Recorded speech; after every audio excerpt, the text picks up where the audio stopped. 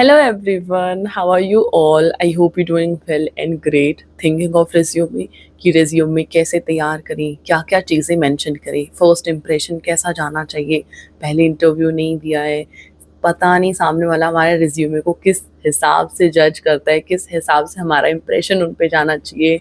So don't worry, I'm here to tell you about everything you need to know. So without any further delay, let's start today's video. So let me tell you the very first thing कि अगर आप fresher हैं तो आप resume बना रहे हैं, अगर आप एक्सपीरियंस्ड हैं तो आप सीवी बना रहे हैं. ओके कई बार हम इंटरव्यू के लिए जाते हैं और हमारे स्लिप हो जाता है कि सीवी है ये हमारी. नो, अगर हमारे पास एक्सपीरियंस नहीं है तो वो हमारा रेज्यूमे है, अगर हमारे पास एक्सपीरियंस है तो वो हमारी सीवी है. ओके ये बहुत छोटी सी चीज़ें हैं बट हमें पता होना चाहिए ये चीज़ें. कई बार हमारा बहुत ज़्यादा इंप्रेशन खराब हो जाता है, सामने वाले को लगता है कि नहीं अभी तक रिज्यूमे और सीवी में डिफरेंस ही नहीं पता. ठीक है, तो ये चीज़ बिल्कुल ध्यान रखनी है. अगर आप फ्रेशर हैं तो आपके पास रिज्यूमे है, सीवी नहीं है. बहुत सारे स्टूडेंट्स के दिमाग में है कि एक डेमो रिज्यूमे उनके सामने हो जिसे देख के वो समझ पाए कि उन्हें अपना किस तरीके से बनाना है. रिज्यूमे बनाने के लिए आप कैनवा ऐप का यूज़ कर सकते हैं. बहुत बहुत अच्छा ऐप है, वहाँ पे ऑलरेडी बहुत सारे टैम्पलेट्स हैं जिसे आप अपने अकॉर्डिंगली चूज़ करेंगे और उसमें अपनी डिटेल्स को फिल कर देंगे. गूगल पे भी बहुत सारी वेबसाइट्स हैं आई नो जो रिज्यूमे या सीवी बिल्ड कर देती हैं. वो स्टेप बाय स्टेप आपसे चीज़ें पूछती हैं, फिर वो उनको अरेंज कर देती हैं. बट अगर आपको टेम्पलेट्स ही मिल गए कैनवा पे तो आपको उन चीज़ों की ज़रूरत नहीं है. और जो कुछ अट्रैक्टिव लाइंस आपको लिखनी है वो आप एआई या फिर चैट जीपीटी की हेल्प से लिख सकते हैं. ठीक है, सो अभी ये जो डेमो रिज्यूमे है ये मैंने अपनी चीज़ों को ही मेंशन करके बनाया है. सो सबसे पहले हमारा नाम पायल, पायल के नीचे पोजीशन के लिए स्पेस था टैम्पलेट में, तो वहाँ पे हम असिस्टेंट प्रोफेसर नहीं लिखेंगे. भले ही हमारा यूजीसी नेट क्लियर है, हम एलिजिबल हैं फॉर असिस्टेंट प्रोफेसर फिर भी. ठीक है, क्योंकि हम फ्रेशर हैं. अगर हमने पहले काम किया होता एज एन असिस्टेंट प्रोफेसर तब हम हमारे नाम के नीचे हमारी पोजीशन को मेंशन करते कि हम असिस्टेंट प्रोफेसर ऑलरेडी हैं. ओके, अगर आप फ्रेशर हैं तो सिर्फ और सिर्फ अपना नाम मेंशन करेंगे आप. उसके बाद ऑब्जेक्टिव, ऑब्जेक्टिव के लिए आप बहुत प्यारी सी लाइन यूज़ कर सकते हो, चाहे आप चैट जीपीटी से निकलवाओ या फिर एआई से निकलवाओ. अगर आप खुद भी लिख सकते हो तो बहुत अच्छी बात है, आप खुद भी मेंशन कर सकते हो. जैसे मैंने यहाँ पे कुछ लाइन्स लिखी हुई है. A dedicated fresher seeking an assistant professor position to leverage my academic background, research skills and knowledge gained through the UGC NET exam to contribute effectively to the growth and development of students in the field of commerce.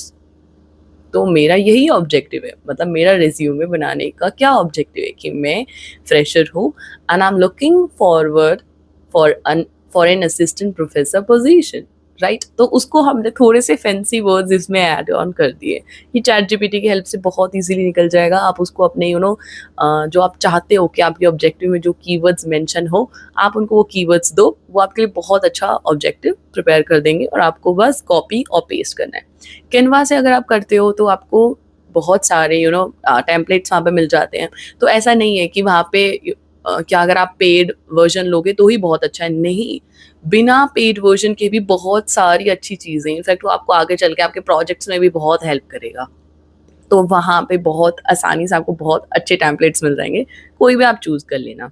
उसके बाद हमारे contact details जैसे हमारे इधर की तरफ है, हमारी फ़ोटो के नीचे हैं. तो कॉन्टैक्ट डिटेल्स में आपने अपना फ़ोन नंबर डालना है, आपकी ईमेल आईडी और एड्रेस में आप अपने सिटी का नाम लिख सकते हो या फिर अपने स्टेट का नाम लिख सकते हो. ओके, फ़ोटो हमारी ऑब्वियसली फॉर्मल होनी चाहिए. इनफॉर्मल फ़ोटो का यूज़ हम नहीं करेंगे क्योंकि वो अच्छी नहीं लगती. आप वही फ़ोटो डालना जिसके अंदर आपका फ्रंट फेस हो. ओके, ऐसी सेल्फी नहीं होनी चाहिए, ये साइड लुक नहीं होना चाहिए.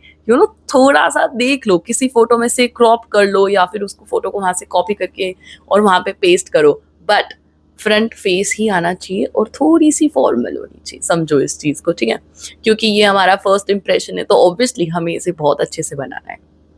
ऑब्जेक्टिव के नीचे हमने हमारी एकेडमिक क्वालिफिकेशंस को मेंशन किया, क्योंकि अगर आप असिस्टेंट प्रोफेसर के लिए रिज्यूमे बना रहे हैं तो मैंने यहाँ पे अपनी ग्रेजुएशन से क्वालिफिकेशंस को, अपनी एकेडमिक्स को मेंशन किया है. मैंने अपने 10th और 12th को इसमें मेंशन नहीं किया है. अगर आपके जो आपका रिज्यूमे है, जो आपका टेम्पलेट है, अगर उसमें स्पेस है तो आप अपना 12th मेंशन कर सकते हैं। अदरवाइज आप ग्रेजुएशन से मेंशन करिए, ग्रेजुएशन, मास्टर्स, उसके बाद अपना यूजीसी नेट का डालना है आपने किस तरीके से। सबसे पहले आपका सब्जेक्ट का नाम और उसके नीचे परसेंटाइल। परसेंटाइल से बहुत अच्छा इंप्रेशन जाता है टीचर्स के ऊपर, सच में। ओके, लाइक मेरे 98.42 थे, तो मैंने वहाँ पे नीचे मेंशन किया हुआ है कि यूजीसी में सब्जेक्ट कॉमर्स और मेरी परसेंटाइल 98.42 थी। तो जो भी मेरा रिज्यूमे पढ़ेगा या पढ़ता है, वो सबसे पहले क्या देखेगा कि ओके, इन्होंने यूजीसी में बहुत अच्छा स्कोर किया है, जो बहुत अच्छी बात है। ठीक है, अगर स्कोर अच्छा है तो आप उसे मेंशन करो। जैसे अभी ग्रेजुएशन का मेरा दिल्ली यूनिवर्सिटी से है, भारती कॉलेज, डिवीजन फर्स्ट। अब देखो, डिवीजन फर्स्ट में बहुत सारी वो होती हैं, जो हमारी परसेंटेज आती है। ये मैंने डिवीजन इसीलिए मेंशन किया क्योंकि कई बार क्या होता है कि हमारी परसेंटेज इतनी अच्छी नहीं होती कि हम उसे मेंशन करें। तो आप यार कॉलेज में पढ़े हो, इस चीज का तो फायदा हमें उठाना ही है ना, तो हम डिवीजन डाल देंगे वहां पे। ओके, सो डिवीजन 1 है, मास्टर्स में हमारा फिर से फर्स्ट डिवीजन है। तो इस तरीके से आप उसको मेंशन करो। अगर आपके स्कोर्स बहुत अच्छे हैं, स्कोर्स डालो जो मतलब ऐसी चीज हो ना कि आंखों को दूर से ही शाइन कर रही है, एकदम से अट्रैक्ट हो रही है, वो चीजें जरूर मेंशन करो। अगर आपकी परसेंटेज अच्छी नहीं है तो डिवीजन डाल दो, अगर आपके अच्छे हैं तो आप अपनी परसेंटेज भी डालो, साथ में डिवीजन भी डाल दो। ठीक है, 12th और 10th को मेंशन करना इतना नेसेसरी नहीं है क्योंकि हम इसमें मेन आपका ये है कि ग्रेजुएशन और मास्टर्स। वैसे अगर आप कहीं पे इंटरव्यू के लिए जाते हो तो वो आपसे जो फॉर्म फिल करवाते हैं उसमें ऑलरेडी वहाँ पे मेंशन होता है कि आपने 10th कहाँ से की, 12th कहाँ से की, आपकी कितने मतलब परसेंटेज थे, आपका क्या स्कोर था। तो वहाँ पे आप ऑलरेडी मेंशन कर देते हो। रेज्यूमे में अगर बहुत ज़्यादा घोच पोच हो रहा है तो अवॉइड करो, इस चीज़ को मत डालना, ग्रेजुएशन से डालना स्टार्ट कर दो। उसके बाद देखो, जब हमारा जो कॉन्टैक्ट था, कॉन्टैक्ट के नीचे हमारा रिसर्च एक्सपीरियंस है। अब क्योंकि हम रिज्यूमे बना किस ले रहे हैं, हम फॉर असिस्टेंट प्रोफेसर पोजीशन के लिए हम बना रहे हैं, तो उसके लिए ऑब्वियसली हमारा जो रिसर्च एक्सपीरियंस है बहुत ज़्यादा मैटर करता है। ठीक है, हमारे रिज्यूमे बनाने का जो एक हम जिस डायरेक्शन में हमारा रिज्यूमे बनाते हैं वो वही होता है जिस पोजीशन के लिए हम अप्लाई कर रहे हैं। अगर हम असिस्टेंट प्रोफेसर के लिए अप्लाई नहीं करते तो हम इसे मेंशन नहीं करते, लेकिन आपको जिस जॉब के लिए अप्लाई करना है, आपको जो लगता है कि उस पर्टिकुलर जॉब के लिए ये चीज़ें बहुत ज़रूरी है कि सामने वाले को मेरे बारे में पता हो, तो हमें वो चीज़ें वहाँ पे डालनी है। ठीक है, असिस्टेंट प्रोफेसर के लिए आप रिसर्च एक्सपीरियंस को ज़रूर डालें। और देखो, इसमें भी मैंने अगेन जैसा मैंने पिछली वीडियो में बताया था, 2 कैटेगरी करके डालेंगे हम। एक हमारा होगा पब्लिश्ड और एक होगा हमारा ऑन गोइंग रिसर्च। पब्लिश्ड में आपका जो भी पब्लिश हो रखे हैं, 1 हुआ है, 2, 3, जितने हैं आप उन्हें मेंशन करो। ओके, हम बाकी की चीजें कम कर देंगे, लेकिन जो हमारे प्लस पॉइंट है या स्ट्रॉन्ग पॉइंट्स हैं उन्हें हम जरूर हाईलाइट करेंगे। तो अपना पब्लिश्ड के अंदर आप अपना पब्लिश्ड डाल दो। और जिन बच्चों का पब्लिश्ड अभी नहीं हुए हैं, पब्लिश नहीं हुए हैं आपके रिसर्च पेपर, तो कोई प्रॉब्लम नहीं है, ऑन गोइंग रिसर्च करके 2-3 टॉपिक्स डालो। बट मेक श्योर कि आपको उन टॉपिक्स के बारे में पता हो। ऐसा ना हो कि रिसर्च एक्सपीरियंस बढ़ाने के लिए आप रैंडम टॉपिक्स डाल दो वहाँ पे। नहीं, ऐसा मत करना प्लीज़। मैंने आपको पहले भी कहा है कि अगर आपका कोई रिसर्च एक्सपीरियंस नहीं है तो आप आपका जो मास्टर्स का डिसर्टेशन का टॉपिक था आप उसे यूज़ कर सकते हैं, आप वो डाल सकते हैं कि आप उस पर फर्दर रिसर्च कर रहे हैं अभी, ताकि आप उसे पब्लिश करवा सकें, क्योंकि उसकी डिटेल्स आपके पास होंगी। अगर सामने वाला आपसे पूछ रहा है तो आप बता सकते हो। एक चीज़ हमेशा ध्यान रखनी है, आप अपने रिज्यूमे में जो भी मेंशन कर रहे हो, तैयार होके जाना कि वहां से कोई भी क्वेश्चन पूछ सकता है आपसे। ठीक है, फॉर एग्जाम्पल स्किल्स में मैंने यहाँ पे मैंने टेली एंड SPSS सॉफ्टवेयर को मेंशन किया। अगर मुझे इसके बारे में नहीं पता तो मुझे ये यहाँ पे मेंशन करना नहीं चाहिए, क्योंकि सामने वाला जब हमारी ये क्वालिटीज पढ़ता है, हमारी स्किल्स पढ़ेगा कि हमने क्या किया है, तो चांसेस हैं कि वो हमसे इन चीज़ों के ऊपर क्वेश्चन पूछेगा ही पूछेगा। ठीक है, तो वो ही चीज़ें मेंशन करना जिसके बारे में आपको पता हो। अगर नहीं पता है तो पहले उसके बारे में पढ़ो और उसके बाद उसे मेंशन कर दो, ताकि रिज्यूमे से कोई भी क्वेश्चन आए तो आप उसे आंसर कर सकते हो।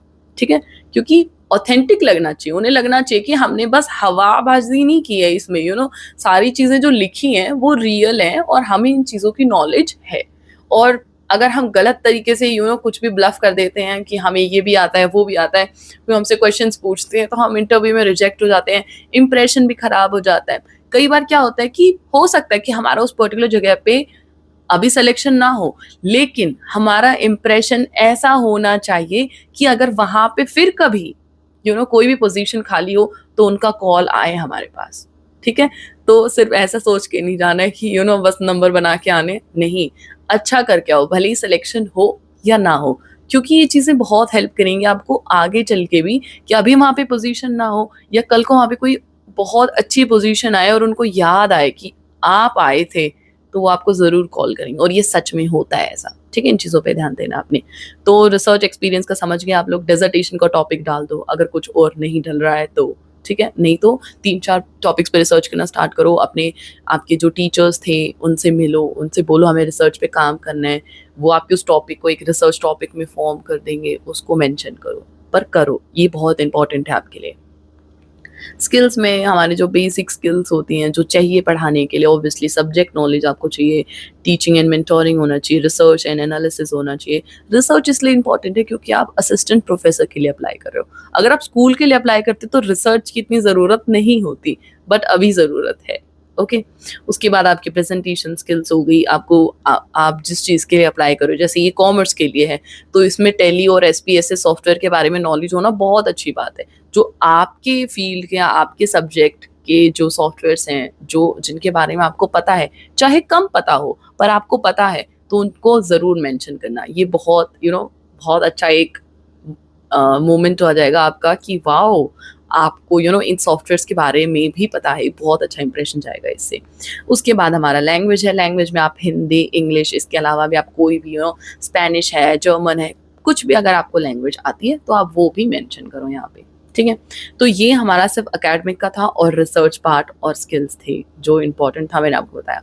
उसके अलावा एक छोटा सा एक और है, अदर करिकुलम एक्टिविटी। अगर आपने पढ़ाई के अलावा भी बहुत कुछ किया है, चाहे वो कोई भी आपकी कोई हॉबी हो या फिर कुछ भी हो, एक हॉबीज, प्लीज हॉबीज ना कभी भी आप ऐसी मेंशन मत करना कि जो आप करते ही नहीं हो। जैसे किसी ने डाल दिया रीडिंग बुक्स, बॉयज ने डाल दिया जिम। नो, ये जिम कोई हॉबी नहीं होती सच में, वो आपकी पर्सनल फिटनेस है। या तो आपको फिर जो भी आपकी डाइट होती है, न्यूट्रिशंस होते हैं, उनके बारे में नॉलेज होनी चाहिए।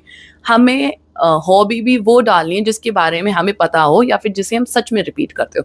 फॉर एग्जाम्पल, आपने रीडिंग बुक्स डाल दिया, वो आपसे पूछ लेंगे कि अभी आप रिसेंटली कौन सी बुक पढ़ रहे हो और आपको उस पर्टिकुलर बुक से क्या मॉरल है, क्या उसका एक, अगर आपको एक निचोड़ बताना हो एक ही लाइन में, तो आप क्या बताओगे?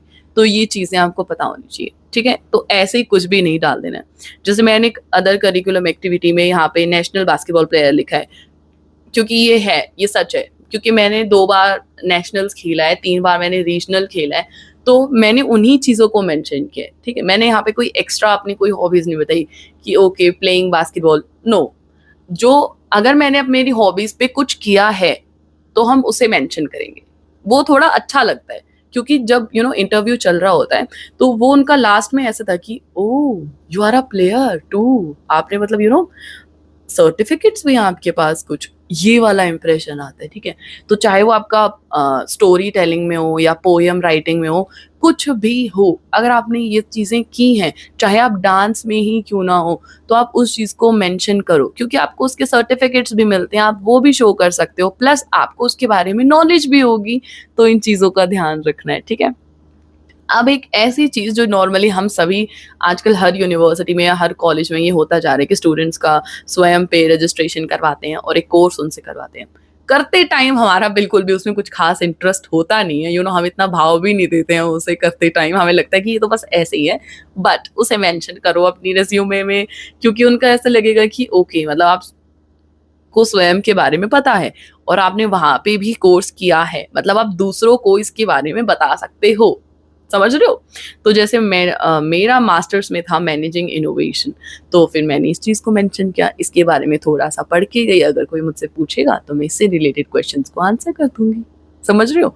ये हर यूनिवर्सिटी और हर कॉलेज में होता है कि स्टूडेंट से वो एक एक्स्ट्रा क्रेडिट कोर्स करवाते हैं, तो चाहे वो स्वयं का हो या फिर और भी कोई आपके कॉलेज में हुआ हो, तो सोचो बैठ के और ढूंढो कि उनको आप मेंशन करो। समझ रहे हो? जो भी एक अच्छा चीज़ या अच्छा एक पॉइंट साबित हो सकता है, उन चीज़ों को ढूँढो, सोचो और अपने रिज़्यूमे में मेंशन करो, ठीक है? आई होप आपको समझ आया होगा कि आपने रिज़्यूमे किस तरीके से बनाना है। इसे सिंपल रखो, बहुत ही मतलब बहुत ज़्यादा ओवर मत कर दो।